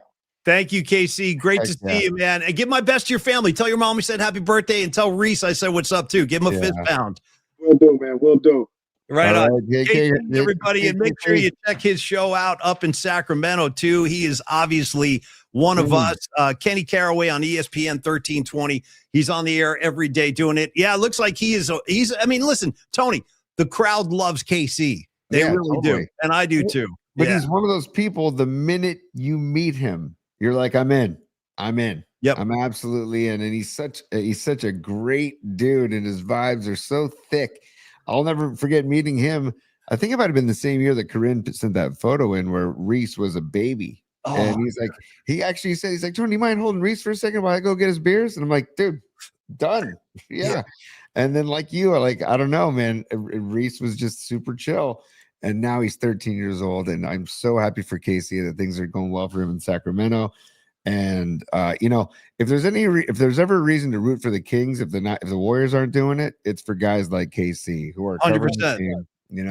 100%. I'm actually looking. I'm scrambling real quick through my phone to see if I can find, because I had a great picture in here somewhere of me and baby. Well, I called him Baby Reese back then. He's no baby anymore. Hold on. I can't find it. All right. Anyway, I go way back with KC. It was great to see him. And thank you guys for giving him the PMP red carpet treatment. I'm sure he appreciates that. All right, Tony, I need to give some love to Longbridge. I don't know about you. Yes, before we do that, we're going to do it's business time. Extended version. It's business time. I know what you're trying to say. You're trying to say it's time for business. It's business time. Ooh. Oh, God, I love the ooh. Just a couple more supers, Paulie, that I want to get to that were earlier in the show that I want to make sure we get them on the show. Ray Goodman at Ray Goodman Music. We were talking about Ray Goodman and the Soulmates, and he says, thanks, guys. Now also fronting Shaky Ground. All booty shaking hits. Debut show, 7 p.m., January 31st, Concord Moose Lounge 567. So there you go. We'll pump that up again. Ray. Send us more info again. Quick question. Quick question. If we're talking booty shaking hits, I mean, I think obviously maybe the opening song of the whole set would be Tony on bass going do do do do do do do do do do do do do do. Baby got back. You got to do Baby Got Back if you're doing booty shaking hits. I want Cosmo says you're fat. I ain't down with that. I need you to take lead vocals. Go ahead, Ray. Yeah, love that, Paulie. Or is it a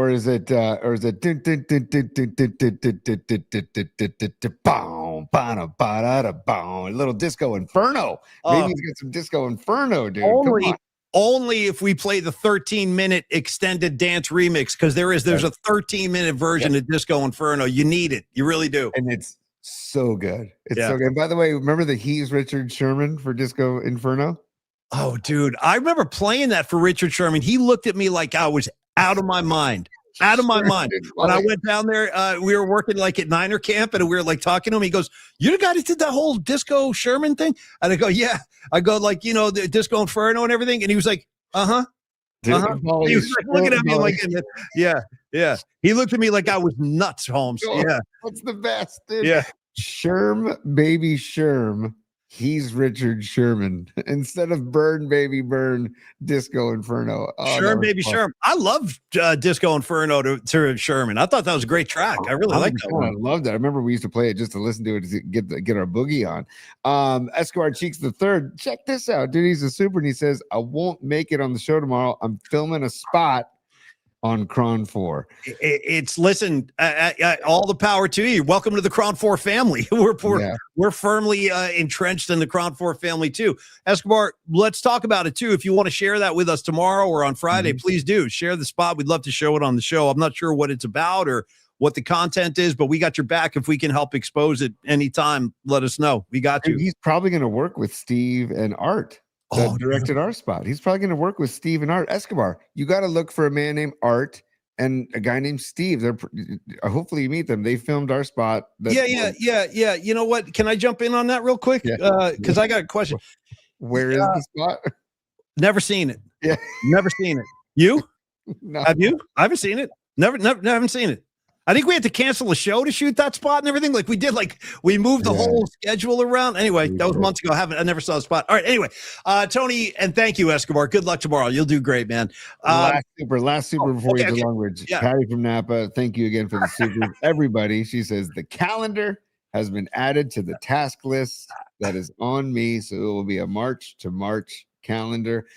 Hot and hunky PMP. Here we go. I don't know what I got myself into with this, but I'll cash. I'll have to cash that check that my mouth set up. So hot and hunky man of PMP coming up, ladies. If that's what you want, that's what you're going to get. Tom We Stack. could put KC. We could put KC in the calendar. Give 100%. KC a month. 100%. Rags, I'm going to have to ask you to submit a shoot as well. All the Dom, I need you with the easel with no clothes on. I mean, the whole thing. All right. Thank you, Patty. And yes, we could go March to March. There's a lot of ideas. Yeah, the hot and hunky men of PMP. That's a joke in itself, obviously. Right. You don't think we're taking that serious. All right, Tony, get us in the oven where we belong because it's time to talk about Long Bridge Pizza. My main man, Neil Denardi, is down there. He's probably flipping pies right now. He's probably down there flipping pies right now, like boxing up pizzas, pouring draft beers, making sure all the TVs have the games on. Warriors off tonight, by the way. They'll be back at it tomorrow. Down in Dallas, right? They're going to Dallas tomorrow, I think, the Golden State Warriors. A little Klay Thompson reunion. In any case, Longbridge Pizza should be your destination every time there is an event to chase. Doesn't have to be a Warrior game, could be a Valkyries game, could be a USF game, big USF game, maybe playing St. Mary's, Gonzaga, something like that. You get on down to Chase. That's when I first met Bonnie. I met Bonnie at a USF game at Chase Center last year. So stuff like that, or concerts, anything going on down there. Chappelle comes into town, does stand up at Chase, get on down to Longbridge. Perfect way to set up the next event down at Chase. And also that goes for Giants games too, because we are getting closer to baseball now. KC obviously kind of wetting my whistle there, talk about baseball. And I don't know, because it hasn't been finalized yet, but Patty and I, we're talking today, and Dom and Tony, and we're like, we need to get the next event on the calendar, and we're talking about it right now, guys. We're trying to work stuff out, and it could easily wind up being another opening day party at Longbridge Pizza, because that was the first time I got to meet a lot of you, and I think, Tony, a pretty successful event, as was the broadcast with Tolbert and Brooks. It's really become our home away from home. So thank you, Longbridge Pizza. Thank you, Andre, Steven, all the people. And, of course, Neil at the top of the totem pole there, just making sure everything goes well, that the food is top-notch, the environment is killer, the laid-back vibe, the serious pizza. Tony, I'll let you wrap it up. And just all thanks and praise be to Neil Denardi, man, and Longbridge Pizza, longbridgepizza.com. Place your orders to go online at their website. Tony, go ahead. Yeah, I'm just looking at the schedule. The Giants open at home against the Yankees. Just a reminder of everybody. They open Wednesday, March 25th at home against the Yankees, 5:05 p.m. Then they have Thursday off. Then they do Friday day game, 1:35. So we got to look at those dates and see what we can muster. Paulie, I also wanted to, yeah. Sorry to interrupt you, Tony. I just want to pick your. Oh, where'd we go? I don't know what happened. Where'd we go? Where am I? I don't know what just happened. I'm in the corner. I see. Hey, what's up, you guys? There you go. Sorry, dude. Tony, real quick. I know you're a baseball purist. I'm a baseball purist too. Casey, as a lot of us are. We grew up when the game was still, real baseball, no ghost runners, no nonsense. Tony, this is the first time in my life that opening day at Giants for a Giants season is going to be a night game. I want your thoughts. It's a national broadcast. That's the only reason why, because they have a day off the next day. They go Wednesday Yankees 5:05, then day off. Yeah, man. And then 1:35. So yes, I have no desire to go to Wednesday's 5:05 game. That's why we'll do a party at Longbridge maybe instead. Yeah, we could do that. Yeah, but I love the idea of the Friday 1:35 game. That's very enticing. Yankees. I always equated, and no disrespect, Patty, honestly, because I like the A's. I got no problem with the A's, but I always associated, like, Tony, opening night with the Oakland A's. They did a lot of night openers. The Giants always play in the daytime, man. This is really unusual. They're doing that. I get it's the Yankees and stuff, but still, come on, man. Yep. It's the Yankees who just signed Bellinger to a 5-year deal. I thought that was a long time. That's a lot. I mean, Mets are signing guys, Yankees are signing guys, Dodgers, and we're just chilling. We signed the Koran Theater, so we got that going for us. I'd love a Bellinger. I would love a guy like Bellinger. Tony, I can't help you with any actual baseball players on the field, but I can take you to go see Cats at the Koran Theater. So I got that going, And totally. And I can take you to McCovey Cove, the new McCovey Cove Beach, if you want to, take me to McCovey Cove Beach, and you can point to where the stadium is, although it's obstructed by all the condos now. You could be like, it's right on the other side of those buildings. Anyway, Tony, go ahead, dude. Go ahead. Finish up the Longbridge. I wanted to actually give some pizza porn because this was on their on Instagram page today. And tomorrow, I just want to remind people that tomorrow, buffalo chicken pizzas are also available, as well as the Detroit style pizzas. But look at this. Look at the buffalo chicken pizza. Shannon Kaler, when we had lunch with Shannon Kaler of the Stone Foxes, he ordered this. Yeah. And I'm like, look at you. What a stealth move. And it actually turned out to be a damn good pizza. I stole several slices from him. Yeah. Yeah, so that's the buffalo chicken pizza that's only made on Thursdays. So get involved if you're in Longbridge tomorrow. Get the buffalo chicken, and we also do the Detroit style pizzas on Thursdays as well. And then, of course, the beer selection is great. And then check out longbridgepizza.com. Check out all their pizzas and salads and beers, or talk to Neil Donardi about coming to you, hiring Neil and the Pizza Wagon for a private event. Have him cater your event. He crushes it. He crushes these events. So it's very, very, very. Rising Wolf did it for his wife's 50th birthday party. It was raving about Neil and the job he did. I hired Neil for our horseshoe tournament. Same thing. Everybody at the horseshoe tournament's like, make sure this guy's back next year. Make sure he's back. So you can hire him out, longbridgepizza.com. We love Neil. Thank you for the sponsorship and the partnership, Neil, and the friendship. Most importantly, the vibe tribe, Paulie. Yeah, Neil, we love you, man. And it's been a while. I need a Neil hit. I haven't seen him since the Donardi family Christmas party when we all played bocce, had Grateful Dead music playing. The food was incredible. The Donardi, I'm a sucker for the Donardi family. Totally. I don't care if it's mom and dad, his brother, his sister. Just give me a Donardi and I'll be fine. Or give me all the Donardis. It's even better. But thank you, Neil, so much. And, dude, I haven't even rapped with you since Bobby checked out. So we're going to need to talk Bobby next time we hook up. And I know we will. So, Paulie, give me all Donardis, all your hugs and kisses too. Took me a second. Totally.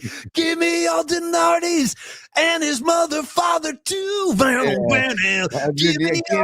Don't let up until you're through, dude. Give me all Donardis and his sister Lauren too. And don't let up until you're through. Dude, don't let up until you're through. Okay. All right. Hey, I want to thank KC, Kenny Carraway, for joining us tonight. He was the freaking best. I want to thank all of you.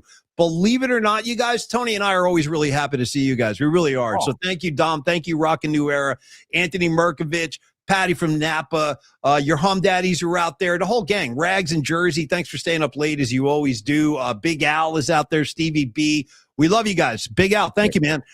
Tony, I'm going to let you do the honors. Miguel, you have a good night too. Stevie B, big night for you and me. The great thinking alike continues with the wide receiver and all of our takes. We were locked in tonight. Miriam, have a great night. Hum Daddies, be well. Hey, Escobar, good luck tomorrow. Matt Stenson, keep rocking. Tony, do your thing and take us home. Yeah, you and Stevie B can wear your Rams jerseys tomorrow or Friday, whatever you guys want to do. And then Paulie, also, I want to remind people, Polymax Particles at Polymax Particles on YouTube. When you're there, please like and subscribe. Hit the algorithm. We have a meeting with David Basham about an algorithm meeting from David from Musical Assignment last week. We're setting up a meeting to talk algorithms, which is just like, wow. Hey, I'll talk algorithms, whatever you want to do. Yeah. All damn day. All damn day. Anything to grow the show. Yeah. And just want to remind people the audio versions are also available for podcast listeners on Spotify and on Apple Podcasts at Polymax Particles. Thank you all for supporting the show. Wouldn't be here without you guys. And here we go, Paulie. So say good night to the bad guy. Yeah. Pelican, come on, Pelican. There we go. And Business hours are over, baby. It's business. It's business time. oh man, where's the class dismissed? Come on, man. Oh, I gotta reboot this thing. Class dismissed. There we go. And Paulie, How this is about really this? cool. Look at the big gaps. It's not your fault. I hated when the gear I used to flip out. Yeah, no, I know. I remember when I was like on my last kind of chapter over at the old station, and I'd be bitching and complaining on the air because the gear was breaking all the time. So I'd be like trying to fire a soundbite, nothing would happen. There'd be a big gap in the show, and I would say stuff like this on the air. I'd be like, "Oh, you know what? Whatever you do, don't fix the gear. Let's just keep all this faulty stuff in here. It's great for the show." And then I was told more than once, like in behind closed doors, "Hey, Paulie Mac, you got to stop complaining about the gear. Management's getting pissed. Management's getting pissed." And I go, "Okay, cool. Check this out. Here's a message for management. You can go run this back down the hall and tell them this. I will stop complaining about all the faulty gear as soon as they fix it.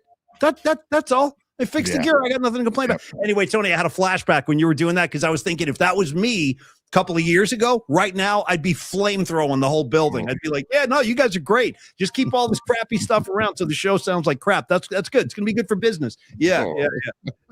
Oh man, well, it's all good. Roadcaster, I'm going to send you an email.